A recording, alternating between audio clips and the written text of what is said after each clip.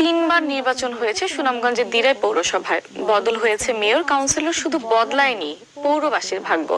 20 বছরেও উন্নয়নের ছোঁয়া লাগেনি যোগাযোগ ব্যবস্থায়। বেশিরভাগ এলাকায় পৌঁছয়নি বিদ্যুতের আলো। এআর জুয়েলের তথ্য ছবিতে ডেস্ক রিপোর্ট। হাওর অঞ্চলের ভাটি এলাকা খ্যাত সুনামগঞ্জের দিরাই পৌরসভা। এই পৌরসভার উপর দিয়ে বয়ে গেছে কালনী নদী।